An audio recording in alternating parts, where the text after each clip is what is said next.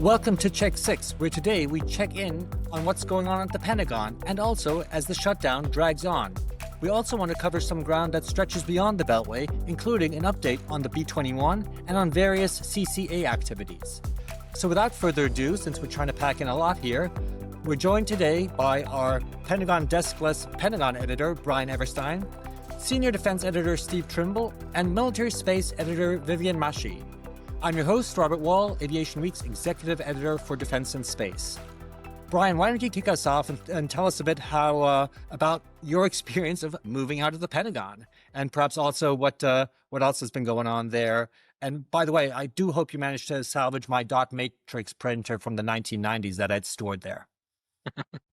Well, yeah, I did salvage a couple things. I'm trying to figure out if it'll still work. So at this point, we're a few weeks removed, but just as a little bit of backstory, since pretty much the early days of this administration, the Pentagon under now Secretary of War, Pete Hegseth, there's been a shift in their approach to dealing with the media. This started off with some of us losing our desks. Thankfully, I was able to hold on to it, but some TV networks, et cetera, were forced to move out. There were not many briefings. And then over the past couple months, there was a trickling out of a new policy for those of us with badges that we would have to sign and agree to be able to keep access to the Pentagon.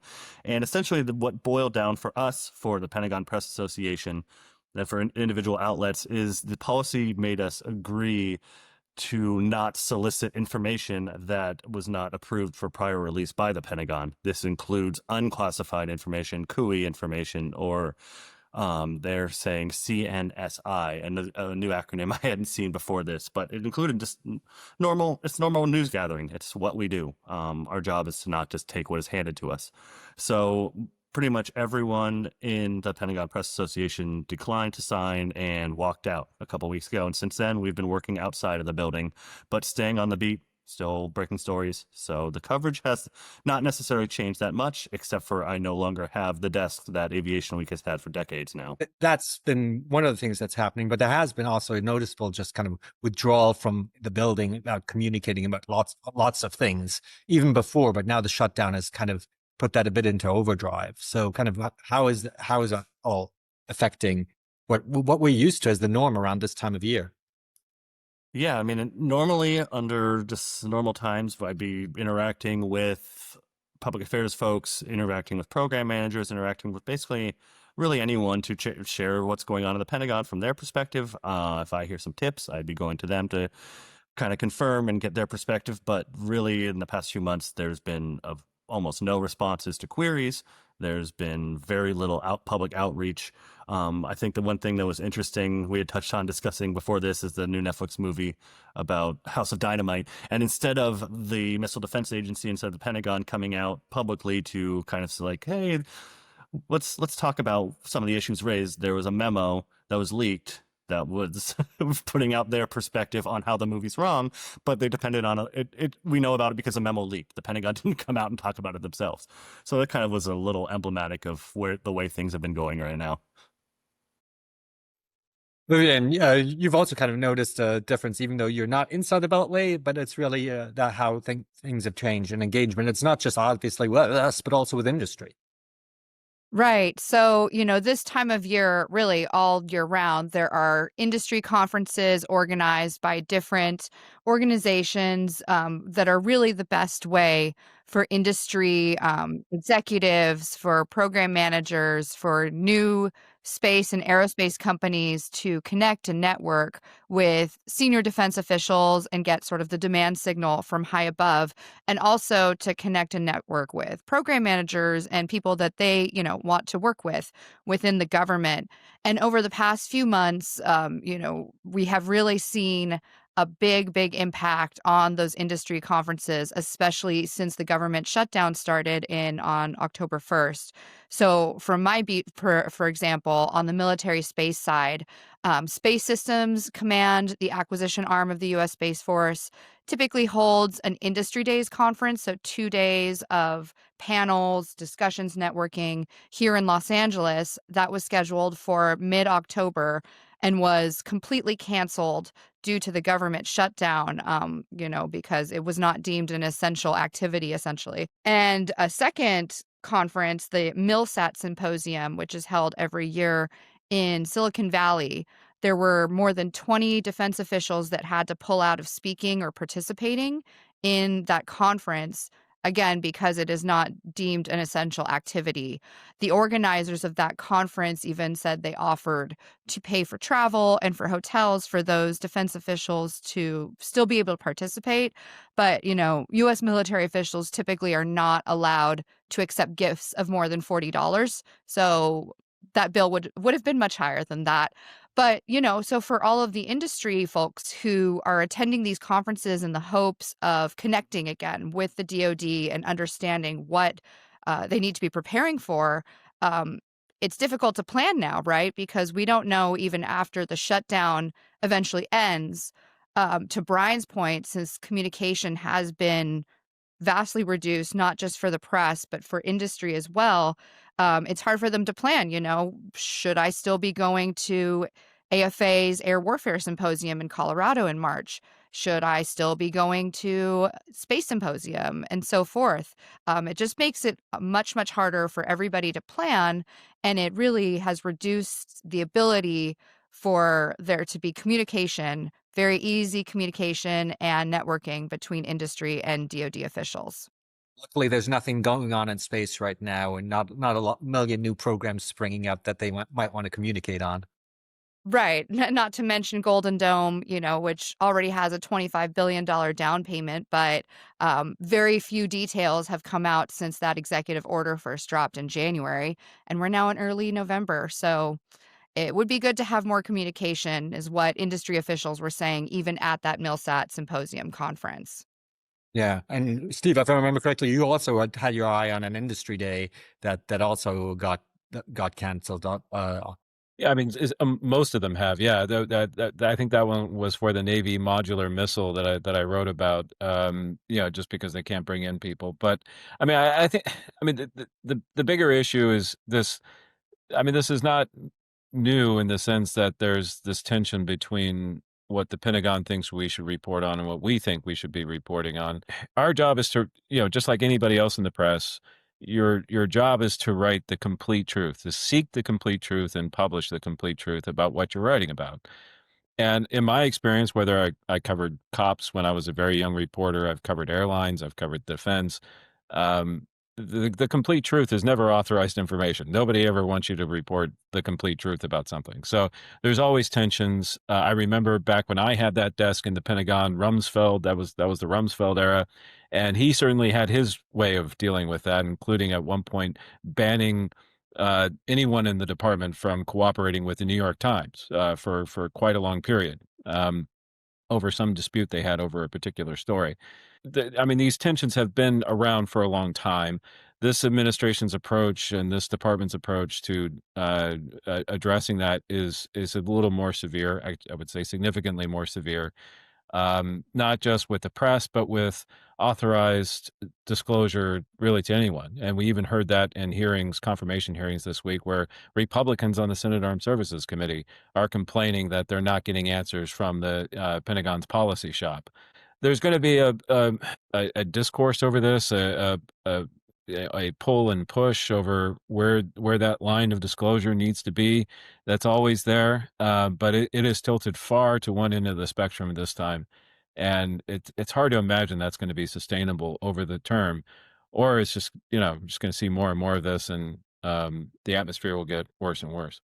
The one thing I wanted to make sure we cleared up before we move on to a different topic about the Pentagon access was there was definitely a lot of misinformation put out there about just the state of what it was being a Pentagon reporter. I didn't have unfettered access to the building. I always had to wear a badge that said press on it. The one big change earlier was they cut our access down to a very small amount of the Pentagon, which made things a little bit difficult, but it wasn't really the end of the world. Like on a normal day, for example, and I'll use the Air Force just because it's one of the services we cover the most, I would go in and I'd hit the Secretary of the Air Force Public Affairs desk and go on, and you'd talk to different people who hold different accounts. And that's on the basement below like corridor 9 or 8. And then I'd go from there and I'd want to go up to the E ring, top floor. And that's where the secretary, the chief of staff, and the chief master sergeant of the Air Force all have desks. And in their front kind of foyer area in front of the desks were their aides, including their public affairs aide. So I'd go in and I'd talk to them. And so I'd walk a lot of different halls to get between these people whose job it is to interact with the media. So I wasn't going around like walking by the tank where all the Joint Chiefs of Staff are and putting a glass up against the door to try to hear some whispers. And there, we had access, but it wasn't like didn't have unfettered access to break down any hall and just like jump in to see what's going on in current operations or anything like that. I mean, in that way, it's very similar to being a Capitol Hill correspondent, right? I mean, a few years ago, I was a Capitol Hill reporter, and there are areas where you are allowed to go. And again, you have a press badge. Everybody knows who you are, what you're doing there. And there are areas that are more secure, and you are not allowed to go in. And the process is pretty clear to everybody who operates there. And if you don't know it, you learn very, very, very fast, because there are security guards in places that know their job, know when you're supposed to be there, and know when you're not supposed to be there. So I think that's important to know, is that for the vast majority of people, the process is clear and understood. Just to kind of wrap up, I guess this segment, we're just kind of wrapping up the earnings season. I mean, clearly one thing that came up in almost all the calls with the companies was, while the numbers are have been good, they are clearly seeing an impact on contract awards and things like that from the shutdown and other decisions that they've been expecting to come are just not happening. And then the question is, how quickly will they happen? Will they now roll into 2026? Or if the government opens back up here soon, can some of that still happen, before the end of the year? One of them, and we were talking about this earlier, was the Northrop call and the conversation there on the B-21. And Brian, you've been keeping an eye on that. So why don't you kind of get us up to speed on that on the B-21, and then we'll talk about some other issues that are going on with the bomber that are also quite interesting. Yeah, so specific to the shutdown, we've been hearing honestly, for years now, that the Air Force wants to increase the program of record beyond 100 for the B-21s. For example, the current STRATCOM boss, General Cotton, who's heading out, said at least 145. His replacement in testimony, I think it was this week, reiterated about the same. And also there have been discussions and some funding in the Reconciliation Act to increase the rate to get to a bigger program of record. There's been deliberations on how this will go, how Northrop can meet this hopeful goal. And in an earnings call, Northrop CEO Kathy Warden said that the shutdown has really kind of put this on hold. So we were expecting this to kind of clear up by the end of the year, but that's kind of made more uncertain now, specifically related to the shutdown. Interesting. And then on staying with B-21, Brian and Steve, you guys have been writing about kind of an interesting Air Force policy decision about the staffing around it. So, Steve, why don't you kind of walk our audience through what's going on? Sure. Well, I think it's a policy debate at this point. It's still no decision, although that got a little confusing at the beginning of this too. But no, I mean, the exciting thing is, there's been, to talk about disclosure. Trying to get any real information about operational details or operational philosophy on the B-21 has been very difficult due to its classified nature. But now that it's getting much closer to operational service, which actually may still be years away, they've only flown 2 aircraft, so that's a clue that they're still far away. But we are getting some more information now, and I saw some social media chatter about this and an apparent decision by Global Strike Command to change the crew composition in the cockpit compared to the traditional way you would staff a bomber, which is having 2 pilots on board. In the case of B-52 and B-1, you also have weapon systems officers either below deck or behind the pilots. In the case of the B-2, there's only 2 people on board, so it was just 2 pilots. In this case, and we got our hands on the memo after this. It was signed on August 15th by General Thomas Boussier, who was then the Global Strike Command commander. He signed this memo saying definitively that the B-21 crew composition shall consist of a pilot and a weapon system officer. Now, if you're in the tactical aviation community, that's not a huge deal. They've been doing that. The F4 had a RIO, a radar intercept officer. FB-111 had a weapon systems officer. And even today, an F-15E has a weapon systems officer. So, I mean, this is a pretty standard thing to do in the tactical aviation community, but it was unknown to the bomber community. And there's still quite a bit of heated discussion internally about which direction they should take. And in fact, when I presented this memo to the Air Force Public Affairs, as part of this exchange that we have, that we've been talking about, we actually got a very strong comment back from the vice chief, the acting vice chief of staff of the Air Force, General Pleus. Uh, Brian can correct my pronunciation of his last name if necessary. Where he said that no, that Boussier's memo represented strictly a recommendation, and that it was not a final decision, and that is still being adjudicated by the headquarters Air Force. So we'll see how that goes. But I mean, it really speaks to this creeping degree of automation in cockpits, no matter where you look. And you can imagine, as the B-21 is a clean sheet aircraft design with a whole new mission system and cockpit layout that represents the state of the art in technology, that it's going to push that even further. And so there's this question of what can you do with that? And not only that, you're looking at a future of air warfare where understanding your sensors, all the systems that you have on board, managing your signature in real time against real threats, is going to take a lot of focus and a lot of attention and expertise. So how should you approach that? Should you train a pilot to be a Wizzo? Or should you train your Wizzo and then have them be able to take over the aircraft in emergency situations, or if the pilot gets incapacitated, to get out of whatever situation you're in? So that's really what's being debated. I've talked to some pilots about this, some bomber pilots, and they are skeptical that you can always depend on this automation, for one thing, especially in a combat scenario. And even then, in certain emergencies, not having two pilots on board to manage all the things that you have to manage in those situations, is something that they're very concerned about. It makes them very nervous, right? This is not just about Luddites or we don't like new technology or automation. There are some real concerns about this. And there could be even a sort of a nuanced interpretation of how this goes. It may not be this black and white.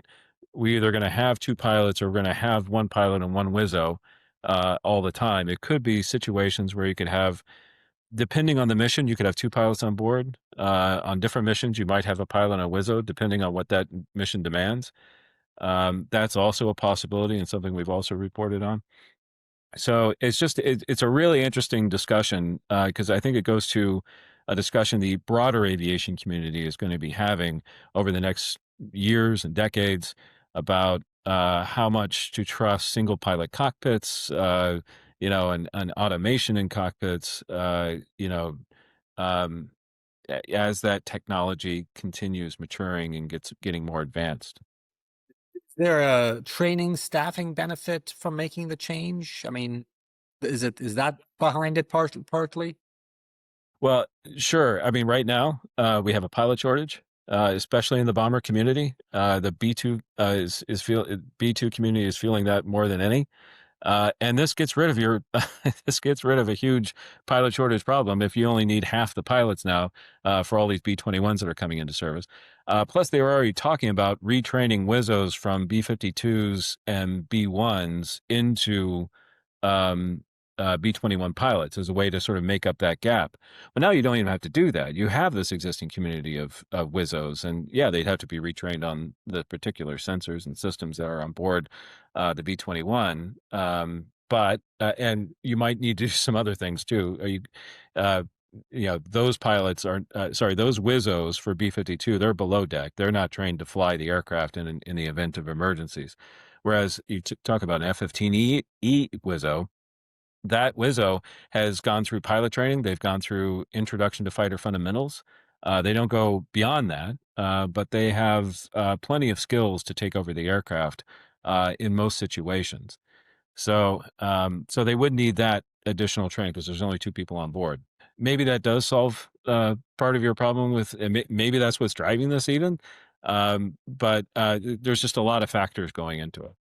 Oh, I mean, not to get the entire pilot community hating me even more, but if there's a pilot shortage and you have to embrace new technology, let's use that as our segue to go talk to our favorite topic, CCAs. No pilots at all.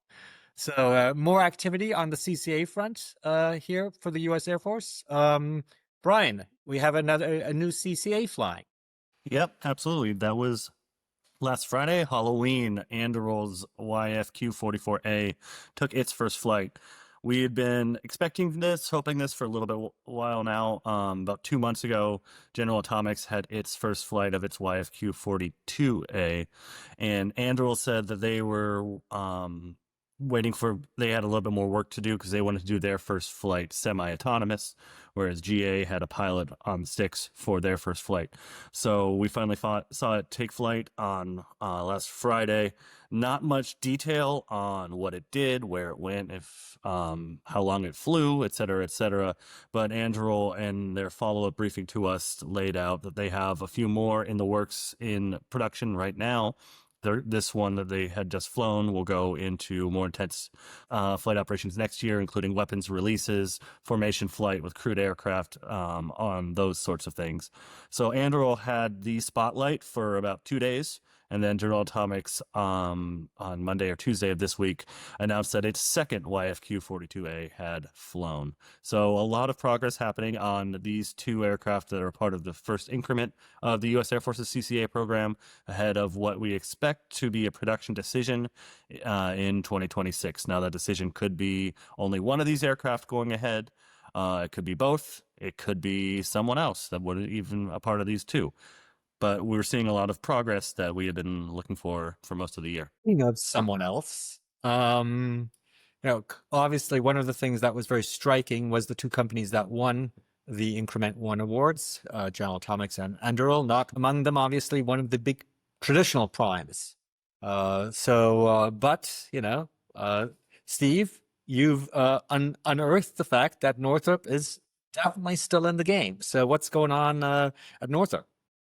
For sure, yeah. So I was able to take a look, get a view of a picture of a completely built aircraft by Northrop at their Scale Composites rapid prototyping facility in Mojave, California, and which indicated very strongly that they have not just done what they've talked about doing, because we've reported it. They've put a lot of pull a lot of information out in the public domain about Model 437, which was going to be their version, actually, of the Model 401 Sierra.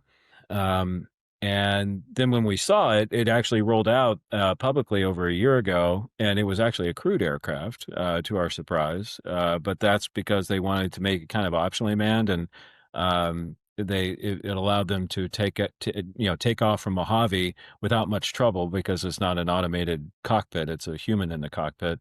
Fly to a military training range and then turn on the automation and the autonomy systems to make it, to get more experience. And then they reclassified it as the beacon aircraft over the summer.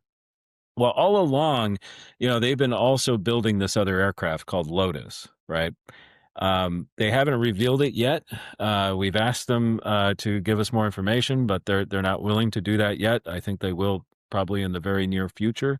The fact that it is as complete as I saw it to be means that we'll probably see it flying around California and perhaps other airports in other states in the near future, not unlike what we saw with Firebird 15 years ago or 12 years ago, something like that.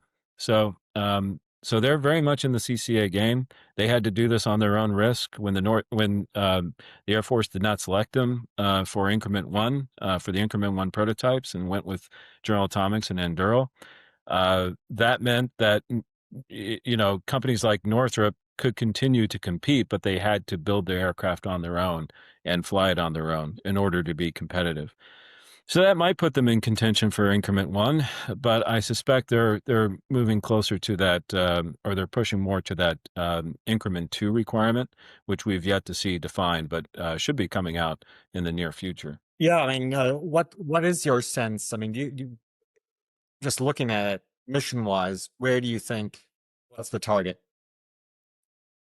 It's hard to it's hard to say. I mean, I would suspect it's more inclined for air to air than air to ground.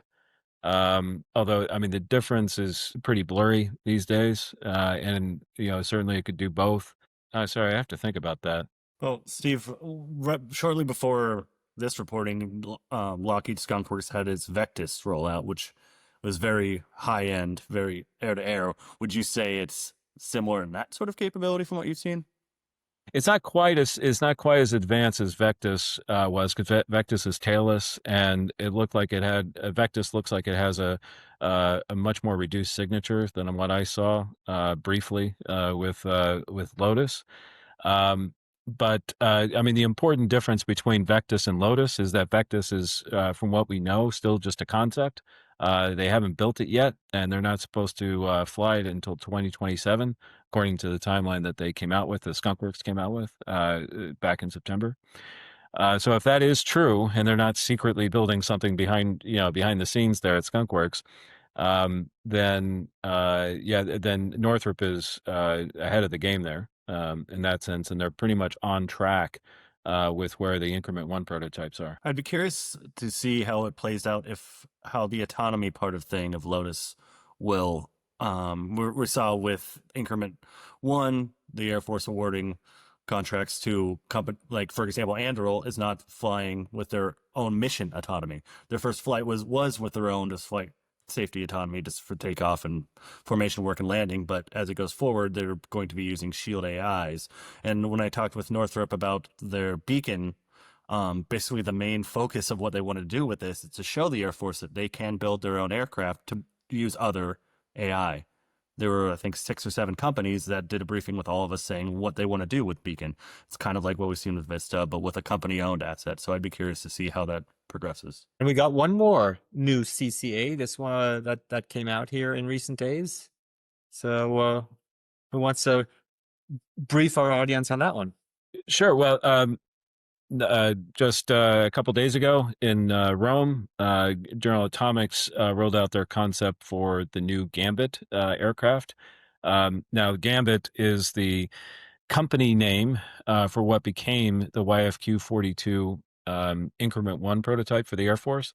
Now, the YFQ-42 represents a air-to-air optimized configuration that the Air Force specified for increment one.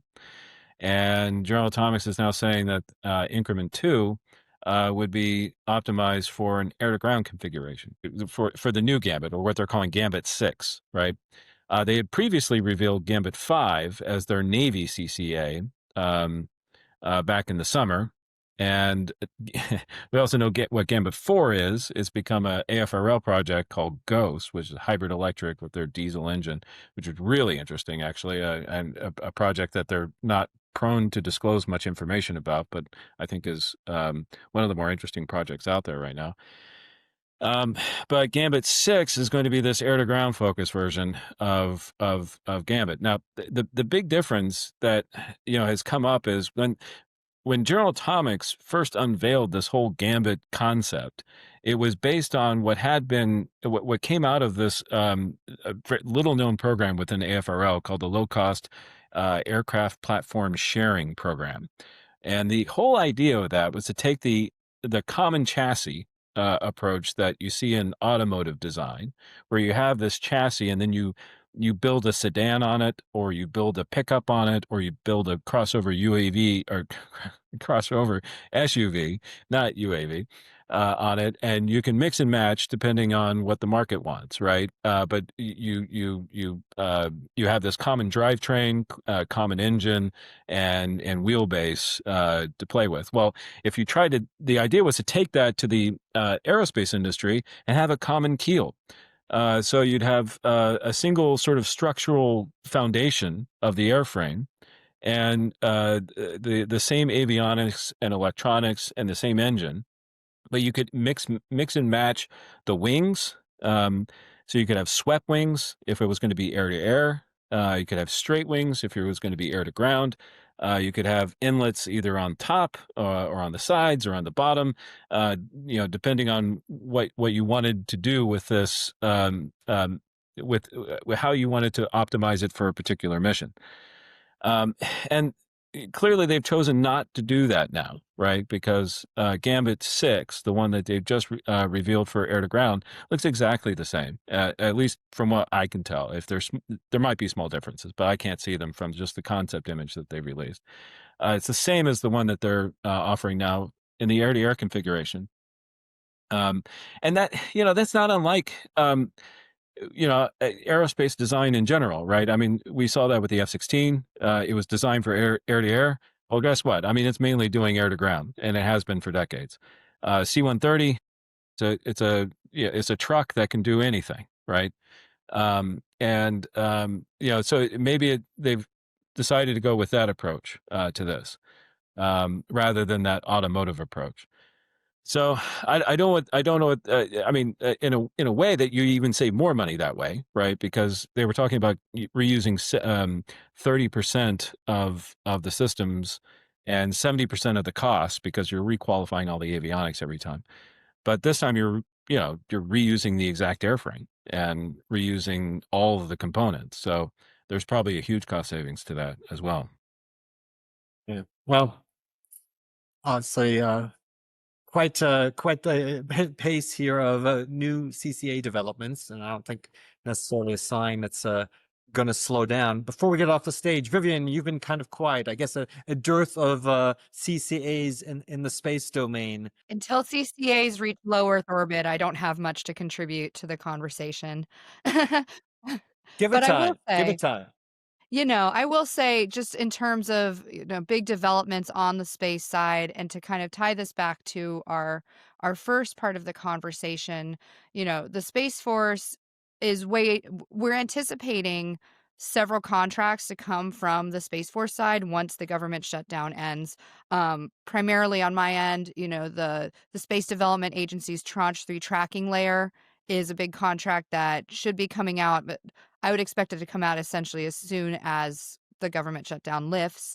We're expecting some more information about, again, Golden Dome elements from the Space Force. They're going to have a big part of that with the space-based missile defense, missile tracking layer, as well as the space-based interceptors themselves. We're anticipating some contracts related to moving target indicator from space as well. So all that to say, there will probably be a big rush of news announcements, contract announcements from the Space Force whenever this shutdown lifts.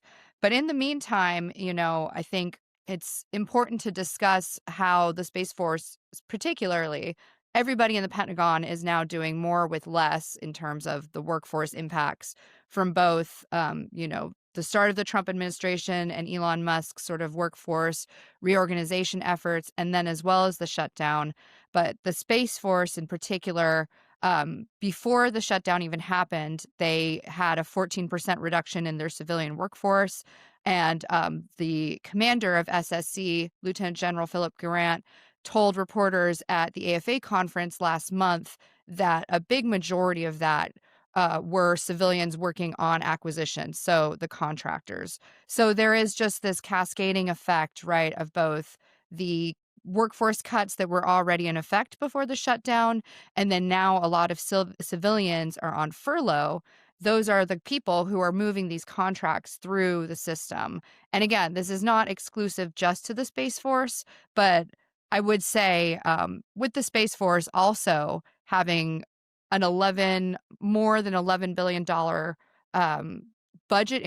proposed budget increase between discretionary funding and the reconciliation bill this year, they are in particular being asked to do a lot more missions, a lot more capability with a lot less people. So I think we just need to kind of plan for a new normal in terms of how quickly contracts are going to be turned, announced, and especially for the reporters, that they will be, disseminated out to us. And I will say the last thing is that, again, I want to say, General Grant told us these, gave us these numbers, told us these impacts in response to reporters asking him about them at the Air Force Association conference. And just want to reiterate that interactions can be very helpful and they can get information out. So we just have to operate in a new normal going forward, perhaps. Information they want out too, right? It's not Exactly. it's going both ways. All right. Well, as our listeners can hear, it's going to be a busy few weeks through the end of the year. If things go well, we'll have some new contracts. We may have some more CCAs. Who knows? So on that, I think we'll leave it there. Thanks, all three of you. Thanks for chatting. And thanks to our audience for checking in with Check 6. And check back soon.